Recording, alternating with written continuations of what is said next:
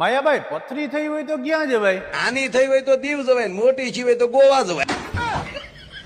પણ માયાભાઈ પથરી થઈ હોય તો ગોવા તો જાય, તો ગોવા જવા હાટુ ગાડી જોઈએ ને.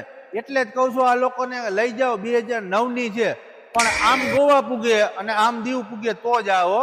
અને સીએનજી કિટ કાયદેસર આરસી બુકમાં બોલે.